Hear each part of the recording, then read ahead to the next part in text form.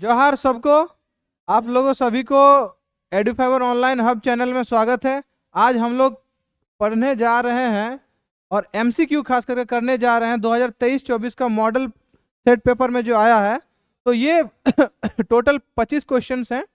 इसको दो पार्ट में हम लोग रिलीज करेंगे। तो पहला जो 10 क्वेश्चन है हम लोग इस पहला पार्ट में देखेंगे। तो आइए हम लोग शुरू करते हैं। ठीक है, देखिए सबसे पहला question, molarity of an aqueous solution containing 2 gram of NaOH in 200 ml of solution। ठीक है, तो आपको यहाँ सिंपली दिया हुआ है कि 2 ग्राम NaOH दे दिया है। ठीक है, 200 ml सॉल्यूशन दे दिया है। सिंपल मोलरिटी आपको निकालना है। ठीक, आइए देखते हैं। मोलरिटी का हम लोग का जो फॉर्मूला होता है, देखो मोलरिटी का जो हम लोग का फॉर्मूला होता है वो कुछ इस प्रकार होता है, moles of solute upon volume of solution in litre. तो सबसे पहले हम लोग को पता करना पड़ेगा, देखो मोलरिटी को कैपिटल एम से हम डिनोट करते हैं, मोल्स ऑफ सॉल्यूट को हम सिंपल एन से कर सकते हैं, वॉल्यूम ऑफ सॉल्यूशन यहाँ पे हम लोग ले रहे हैं, इसमें ले रहे हैं लीटर में। ठीक है, अब हमको यहाँ पे देखना है क्वेश्चंस में कि आपको यहाँ पे मोल्स दिया हुआ नहीं है, आपको दिया है 2 ग्राम NaOH। ठीक है, तो अब हम लोग का 2 ग्राम NaOH में हम लोग सबसे पहले नंबर ऑफ मोल्स निकालेंगे। ठीक है, तो नंबर ऑफ मोल्स आ जाएगा, प्लस और एक चीज कि हम लोग का यहाँ पे लीटर में वॉल्यूम मांगा है, लेकिन आपको यहाँ पे क्या दिया है, बोलिए ml में दिया हुआ है। तो ml वाला फॉर्मूला भी तुम यहाँ पे हम लोग यूज कर सकते हैं। तो उसके लिए हम लोग क्या करेंगे, सिंपल n इंटू यहाँ पे ले सकते हैं कि वॉल्यूम इन ml, और 1000 ऊपर चल जाएगा, है ना। 1 लीटर में आपका 1000 ml होता है। ठीक है, तो ये फॉर्मूला हम यूज कर सकते हैं। अब हमको चाहिए कि नंबर ऑफ मोल्स कैसे निकालेंगे। तो हमको पता है कि n बराबर होता है आपका W by capital M, given weight by molar mass. Given weight आपका कितना दिया हुआ है, 2 ग्राम, और मोलर मास हम NaOH का निकाल सकते हैं कि क्या हो सकता है, बोलो 23 प्लस ऑक्सीजन का कितना हो जाता है 16 प्लस 1 कितना आ गया रे 40 ग्राम। तो मोलर मास यहाँ 40 ग्राम लेंगे। ठीक है, इसका वैल्यू के ऐसा ही रख दो, यहाँ तुम ग्राम ग्राम काट सकते हो, 2/40 आ गया तेरा, है ना, मोल। तो उसको वैसा ही हम लोग रख देते हैं, ताकि लास्ट में वो बहुत बढ़िया से कट जाएगा तुम्हारा।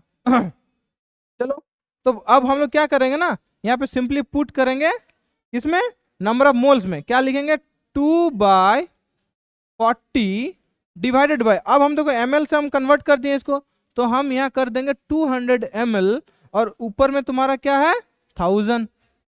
ठीक, अब आगे चलो, इसमें हम क्या कर सकते हैं, 2 इंटू 1000 डिवाइडेड बाय आपका 40 इंटू 200 ml, यहां से काटो, देखो यहां से 2 कट गया, तुम्हारे पास आया कितना 1/4। ठीक है, 1/4 का मतलब 0.25 m, ये आपका आंसर हो जाएगा, इतना मोलर। ठीक है, तो ये 4 ऑप्शन है, देखो ये है A 0.5, ये क्या है 10 है, ये देखो D है तुम्हारा 0.25, ये वाला, इसको हम रेड से कर देते हैं, देखो ये वाला 0.25 आपका सही आंसर होगा। ठीक है, ठीक है, समझ में आया, दिख रहा है रे। ठीक है, चलो चलो, अब आते हैं नेक्स्ट सवाल पे। ठीक, क्या, देखो अब नेक्स्ट सवाल पे आते हैं, यूनिट ऑफ केबी इज, देखो अगर देखेंगे ना तो चारों ऑप्शन में से एक ऑटोमेटिक हम लोग का छट जाता है, क्या साहब, है ना, छट जाता है ना। तो देखो आंसर इसका सिंपल ये वाला होगा,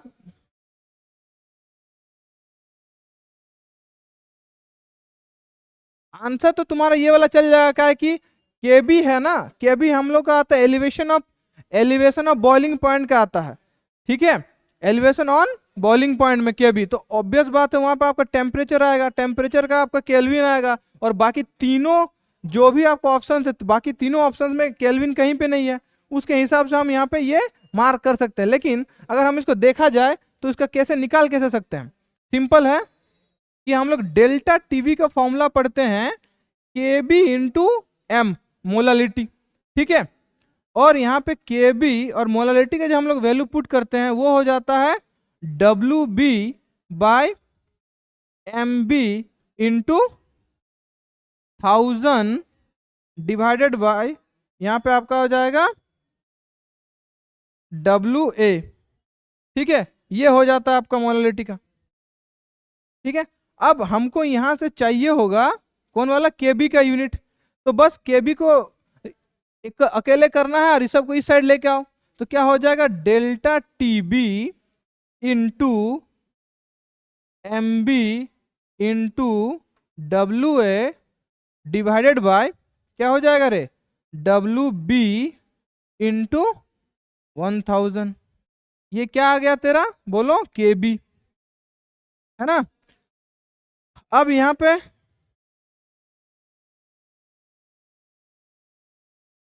पे देखो इधर की जगह किधर होगा यार, इस साइड होगा, यहाँ पे ध्यान दो। अब यहाँ पे ध्यान दो कि W B by M B यहाँ पे उल्टा है, रिवर्स है, तो यहाँ पे हम क्या लिख सकते हैं, बोलो मोल है ना, अरे गिवन वेट बाय गिवन आपका मोलर मास, ठीक है, यहाँ पे हम इसको मोल लिख सकते हैं W B by M B, ठीक है, ये आपका क्या होता है, मोल का फॉर्मूला होता है, तो इसका यूनिट तुम्हारा मोल आ जाएगा। लेकिन ध्यान से देखो यहाँ पे इनवर्स है, मतलब मोलर मास ऊपर है और गिवन वेट नीचे है, तो 1/मोल हम कर सकते हैं इसको, ठीक है, यूनिट के जगह में। तो हम यहाँ पे के बी बराबर क्या लिख सकते हैं, ये डेल्टा टीबी के लिए हम लोग केल्विन लिख सकते हैं, ठीक है, और अभी हम आपको बताएं कि M B by W B का क्या हो जाएगा 1/मोल, है ना, तो यहाँ पे लिखो ये, ठीक है। फिर तुम्हारा क्या है डब्ल्यू ए सिंपल वेट है, तो उसके लिए क्या करेंगे रे, इनटू केजी ऊपर में जाएगा इस तरह से, तो तुम्हारा क्या हो जाएगा केवी का यूनिट केल्विन केजी, ठीक है, पर मोल, ठीक है, कुछ समझ में आया। यहाँ पे ध्यान दो, यहाँ पे W B by M B reverse है, इसलिए हम यहाँ पे 1/मोल लिए, अगर W B by M B होता तो सिंपल हम मोल से इंटू करते, ठीक है। ये आपका था सेकंड क्वेश्चन, है ना, आपको ऑप्शन चला जाएगा डी, और ऐसे भी पहले ही बता चुके हैं कि डी ऑप्शन इजीली छट जाएगा तुम्हारा, ठीक। आते हैं नेक्स्ट सवाल,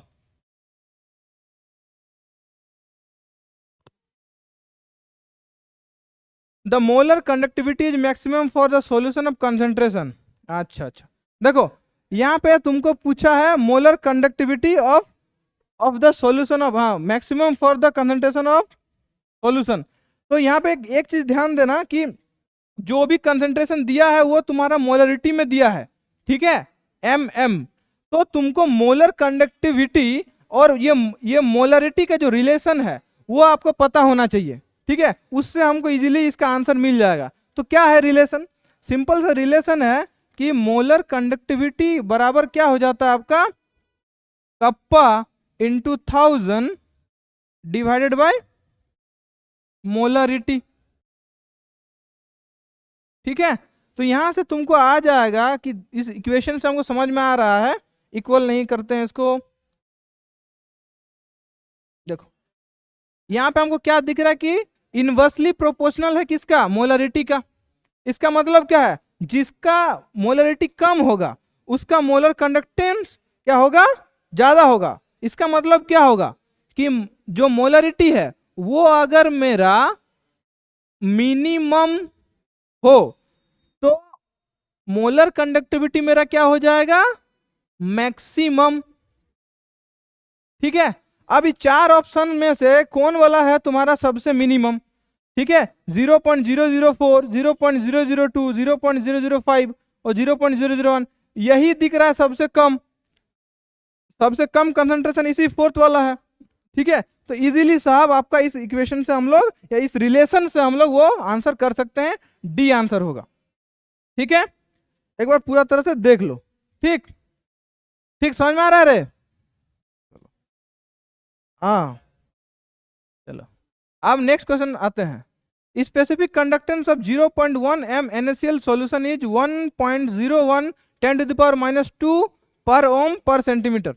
Its molar conductance in per ohm centimeter square per mole में आपको बताना है। ठीक है, इसमें सिंपल देखो पूछा क्या है, यहां तुमको निकालने बोला है साहब मोलर कंडक्टेंस निकालने बोला आपका। ठीक है, मोलर कंडक्टेंस आपको निकालने बोला है, और वो भी कौन सा, इसमें पर ओम सेंटीमीटर स्क्वायर और पर मोल। ठीक है, तो आपको गिवन क्या है, यहां पे ध्यान दो कि 0.1 m तुमको मोलरिटी दे दिया है। मोलरिटी कितना दिया है? 0.1 m। इसको ना कंप्लीट लिख देते हैं ऐसे।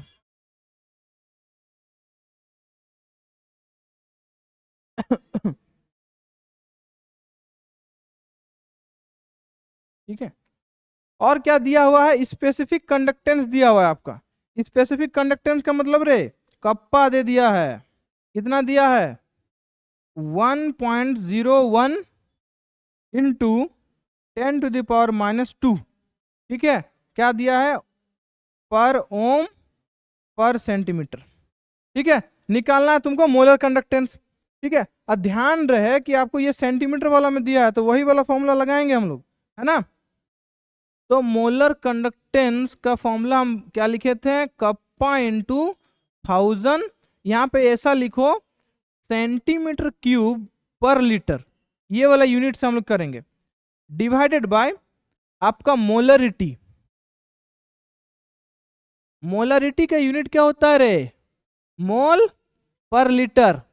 ठीक, अब बस इसमें हम लोग पुट करेंगे। ठीक है, तो पुट कैसे करेंगे? देखो कप्पा हमको कितना दिया हुआ है?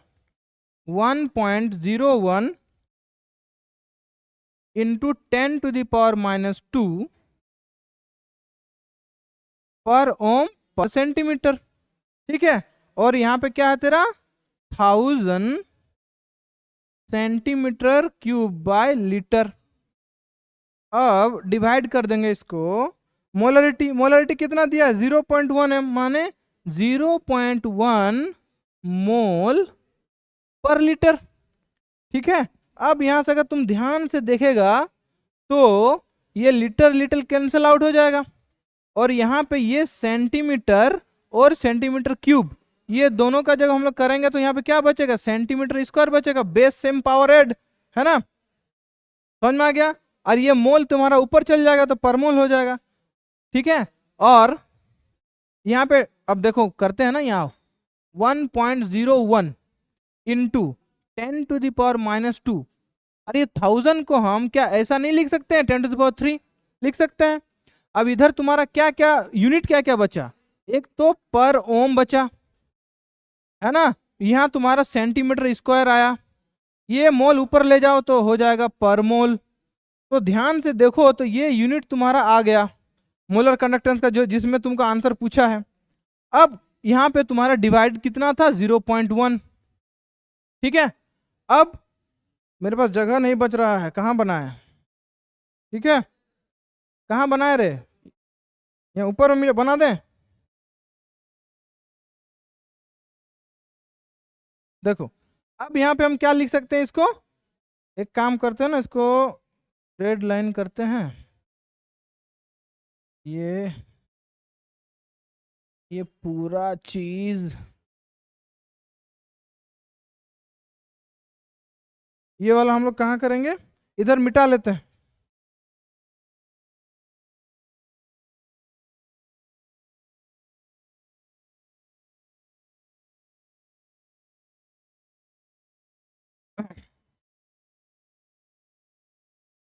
चलो इधर मिटा लेके आते हैं। 1.01 इंटू 10 to the power, यहाँ पे क्या करेंगे?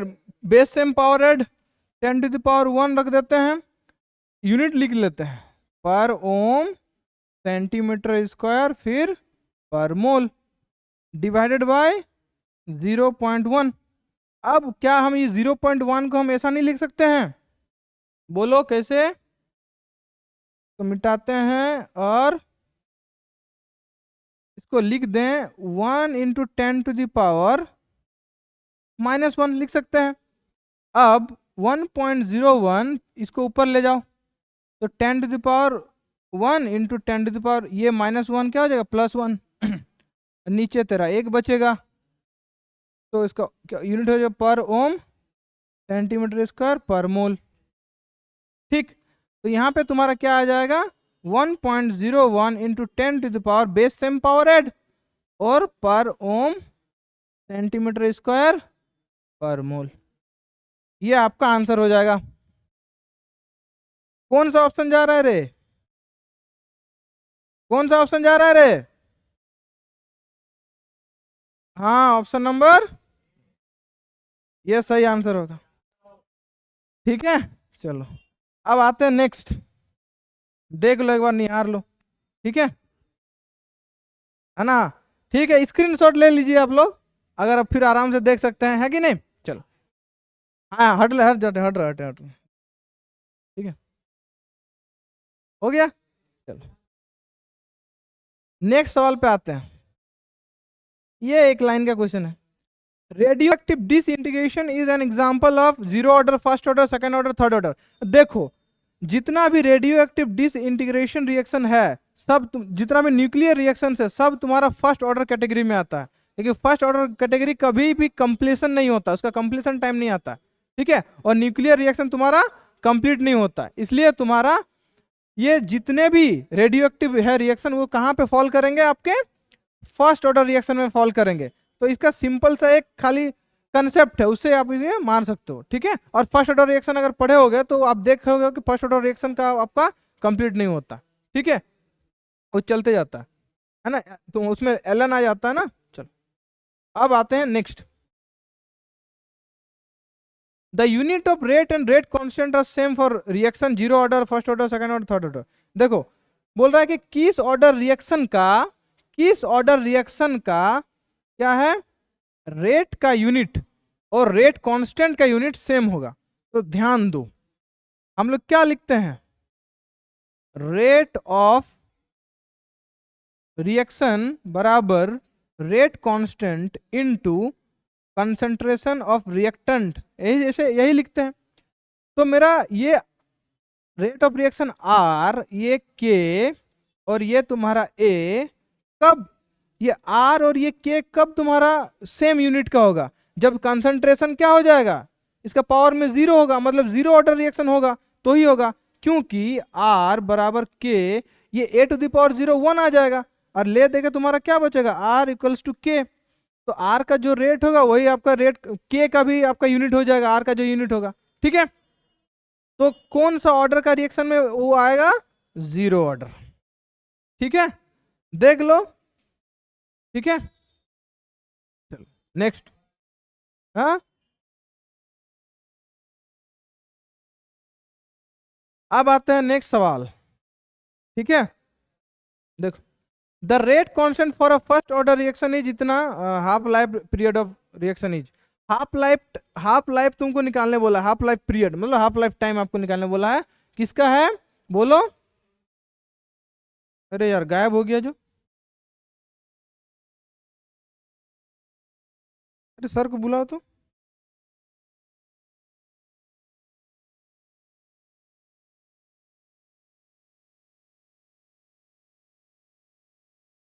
हाँ, आ गया। चलो ठीक, तो नेक्स्ट क्वेश्चन अब आते हैं। आपको हाफ लाइफ टाइम निकालने बोला है, तो सिंपल सा बात है, फर्स्ट ऑर्डर रिएक्शन है। ठीक है, उसका हम लोग क्या पढ़ते हैं? बोलो, ln A minus ln A minus x equals to K T, ये तुम्हारा रिएक्शन है उसका, है ना। तो यहाँ पे तुमको बोला है कि टी हाफ, है ना, टाइम हम लोग टी हाफ लेंगे। ठीक है,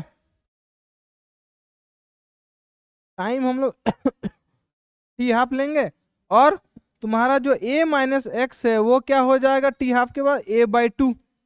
तो बस इसको पुट करो। सबसे पहले इसको थोड़ा मॉडिफाई कर लेते हैं। ln m माइनस एन है तो क्या लिखेंगे, ln a by A minus x, m by n हो जाता है लॉगरिथमिक का प्रॉपर्टी के हिसाब से। तो क्या करेंगे, ln a माइनस एक्स में क्या करेंगे a बाई 2, ठीक है। तो तेरा क्या हो जाएगा, इक्वल्स टू के टी, यहाँ पे t हाफ ले लेते हैं तो क्या आ जाएगा तेरा, ए कैंसिल, तो क्या आ जाएगा ln 2 equals to K T half. तो यहाँ पे क्या करेंगे, t हाफ बराबर, बोलो ln को ना लॉग में कन्वर्ट कर लेते हैं, 2.303 log 2 डिवाइडेड बाय k, ठीक। अब क्या कर लेंगे बताओ कि 2.303 इंटू लॉग 2 का वैल्यू आता है 0.301 डिवाइडेड बाय के। देखो हम यहाँ पे कंप्लीट डिराइव करके बता दे रहे हैं, ठीक है, इतना जरूरी नहीं है। टी हाफ अगर किसी को याद होगा तो डायरेक्ट तुम फॉर्मूला लगा सकता है, ठीक है। तो यहाँ पे हम लोग क्या लिखेंगे बोलो, 0.693 डिवाइडेड बाय के, 0.693 डिवाइडेड बाय के, ठीक है। 0.695 होता है, चलो ठीक है, 3 ही होता है ना। अब हम लोग को के तुम्हारा देखो दिया हुआ है, क्या है साहब, द रेट कांस्टेंट, यहाँ ध्यान दो, रेट कांस्टेंट किसका, फर्स्ट ऑर्डर का दिया हुआ है ये, ठीक है। तो बस यहाँ पुट करो, तो हम लोग टी हाफ क्या निकलेगा, बोलो 0.693 डिवाइडेड बाय 2 इंटू 10⁻⁻² पर मिनट। अब इसको क्या करो ना, ऊपर ले जाओ, 6.93 डिवाइडेड बाय 2 इंटू 10⁻² पर मिनट क्या हो जाएगा मिनट में। देखो किसी किसी को लग रहा होगा कि यार ये बहुत आप स्टेप जम नहीं कर रहे हैं, डिटेल में बता रहे हैं, देखो सबके लिए बता रहे हैं, ठीक है। अगर किसी को अगर जल्दी अगर करना आता है तो कर लीजिए, कोई टेंशन नहीं है, ठीक है, लेकिन हमको तो बताना पड़ेगा सबके लिए। तो क्या आ जाएगा यहाँ पे 2 3 जा 6 है ना, पॉइंट, इसका आ जाएगा 2 4 जा 8 है ना, फिर 2 6 जा 12 और 10 2 5 जा 10, ठीक है। तो तुम्हारा आंसर आ गया ये मिनट। बस इसको इंटू कर दो तो ये डेसिमल कहाँ उठ के यहाँ आ जाएगा, तो 34.65 मिनट। देखो आंसर है कहीं, आंसर है कहीं, है बी वाला, देखो हो गया आंसर। देखो इतना डेरिवेशन का कोई ये नहीं, ये हम ऐसे ही बता दिए मन किया तो, ठीक है। जिसको भी फॉर्मूला याद है उसका 5 सेकंड में तुम्हारा क्वेश्चन बन जाएगा। अब कटने उठने में जितना टाइम लगे, ठीक है, देखो इतना तुरंत हो जाएगा जिसको याद रहेगा, ठीक है। चलो समझ में आ रहा है ना, अच्छा लग रहा है ना, ठीक है, तो बताना कमेंट में। आगे चलते हैं।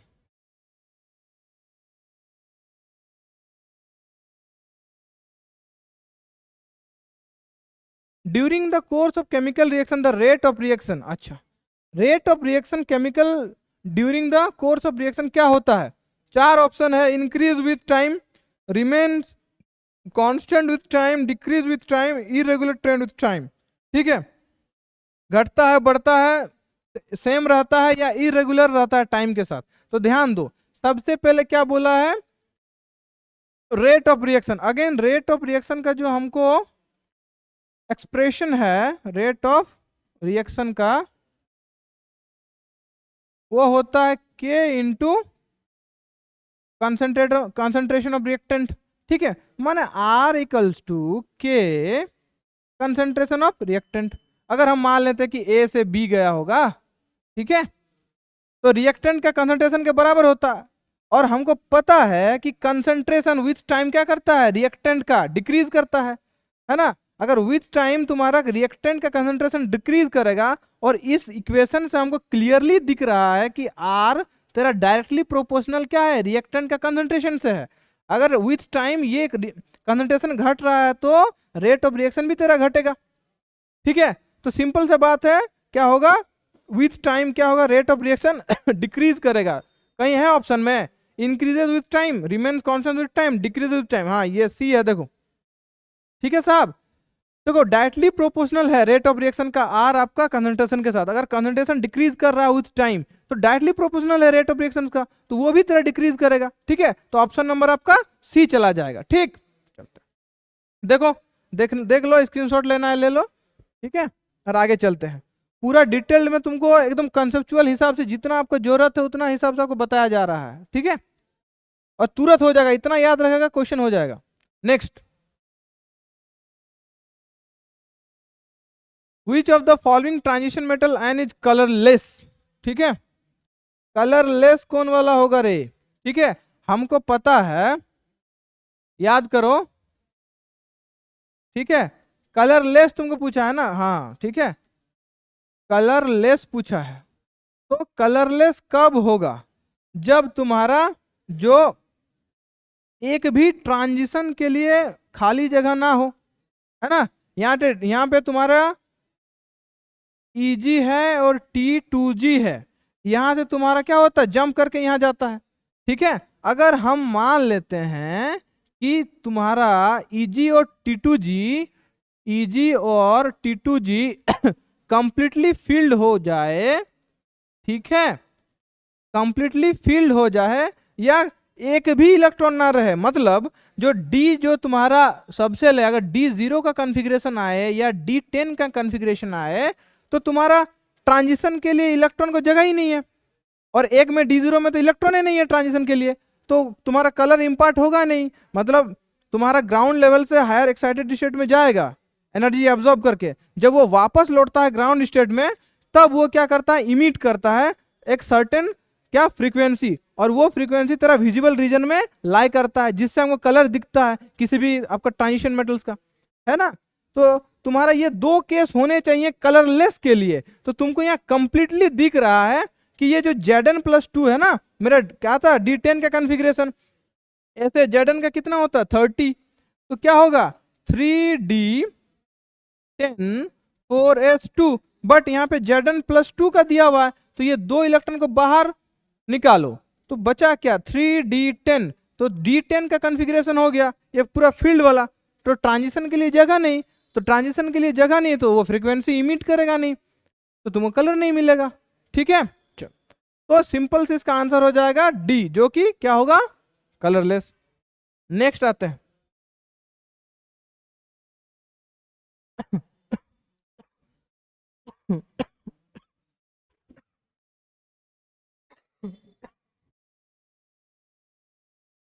देखो, during the course of the chemical reaction the rate of reaction, अरे पीछे चल गया ना, हाँ, लास्ट तुम्हारा 10वां नंबर क्वेश्चन आता है, which of the following transition metal ion has highest magnetic moment. Highest magnetic moment के लिए तो आप लोग को बहुत अच्छा एक एनसीईआरटी में लाइन है। अच्छा, मैग्नेटिक मोमेंट के लिए म्यू से हम लोग करते हैं, और मैग्नेटिक मोमेंट आपका क्या होता है, डायरेक्टली किसका रिलेशन होता है इसका, बोलो, नंबर ऑफ अनपेड, हाँ हाँ समझ रहे हैं, अनपेड इलेक्ट्रॉन। बस 4 ऑप्शन दिया है, हमको देख लेना है कि किसमें नंबर ऑफ अनपेड इलेक्ट्रॉन ज्यादा है। स्टार्ट करते हैं आपका किसमें, Cu2+ का। Cu2+ का कितना हो जाएगा, सबसे पहले कॉन्फ़िगरेशन कितना होता है, चलो ऐसे नहीं करते ना, पहले कलर चेंज करता हूं। सबसे पहले कॉपर का आते हैं साहब, कॉपर कितना रे 29, क्या होता है 3D10 4s1। ठीक है, लेकिन तुमको पूछा किसका है, कॉपर 2 का, +2 लगा दो, 2 इलेक्ट्रॉन निकालो, यहां से एक जाएगा, यहां से तुम्हारा 1 इलेक्ट्रॉन जाएगा, बचा कितना रे बोलो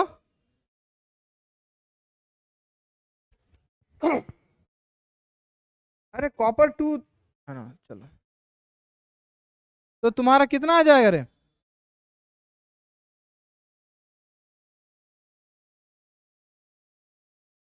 3D9, अरे ये तो खत्म हो गया यार, तो D9 कॉन्फ़िगरेशन, तो D9 कॉन्फ़िगरेशन का कैसा होता है,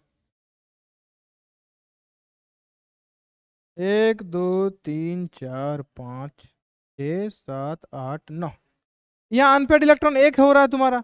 अगेन नेक्स्ट आते हैं Ni, Ni कितना होता है रे, बोलो 28 है ना, 28 है 3D8 4s2, कितना इलेक्ट्रॉन बाहर निकाल रहे हैं, +2 का ना, 2 इलेक्ट्रॉन बाहर निकालो। कौन सा कॉन्फ़िगरेशन आया, 3D8, इसको भी पुट करो, देखो कितना आ रहा है, 1 2 3 4 5, 1 2 3 4 5 6 7 8, 2 अनपेड इलेक्ट्रॉन आ रहे हैं। ठीक है, फिर तुम्हारा कोबाल्ट का है 27, 3D7 4s2, क्या आ जाएगा बोलो, 2 इलेक्ट्रॉन इसका भी बाहर जाएगा, देखो कोबाल्ट +2 में है, तो 3D7, इसका D में कितना आ जाएगा, 7 इलेक्ट्रॉन, 1 2 3 4 5 6 7, अनपेड इलेक्ट्रॉन 3। एक क्या बच रहा है रे, आयरन, Fe का कितना होता है रे, 26, 3D6 4s2, तो 2 निकाल दे क्योंकि Fe +2 में है, 3D6। ठीक है, तो इसका D में कितना आएगा, 1 2 3 1 2 3 5, ज्यादा बना दिए क्या,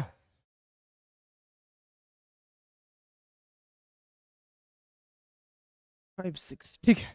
अब क्लियरली देखो मैग्नेटिक मोमेंट डिपेंड किस पे कर रहा है, नंबर ऑफ अनपेड इलेक्ट्रॉन, जितना ज्यादा अनपेड इलेक्ट्रॉन होगा उसका मैग्नेटिक मोमेंट क्या होगा, बोलो हाईएस्ट, ज्यादा होगा। तो इसमें एक तुम्हारा अनपेड इलेक्ट्रॉन है, रेड से ले लेते हैं ना, इसमें एक अनपेड इलेक्ट्रॉन है, ठीक है, इसके बाद इसमें तुम्हारा 2 अनपेड इलेक्ट्रॉन है, इसमें तुम्हारा 3 अनपेड इलेक्ट्रॉन है, ठीक है, इसमें तेरे पास 4 है। तो जितने देखो डायरेक्टली प्रोपोर्शनल, ये वाला याद रखना, मैग्नेटिक मोमेंट, तो जितने ज्यादा तो 4 सबसे ज्यादा है, Fe हो जाएगा, Fe +2, ठीक है, इसका सही आंसर होगा Fe +2। ठीक है, चलो आपका 10 सवाल तो हो गए कंप्लीट। ठीक है, बाकी सवाल इसका नेक्स्ट वीडियो में आएगा, तब तक आई होप आप लोगों को ये अच्छा लगा होगा। और हम लोग का जो एडुफाइबर ऑनलाइन हब प्लेटफॉर्म है उसको सब्सक्राइब कीजिए, ठीक है, कमेंट छोड़िए और बताइए कि और आपको किस किस चीज़ की चाहिए जो अभी आपका एग्जाम में जरूरत पड़ेगा, MCQ। ठीक है, तो तब तक है ना, धन्यवाद सबको देखने के लिए, है ना। और देखो अगर लेना है स्क्रीनशॉट तो एक बार देख लो, ठीक है, चलो।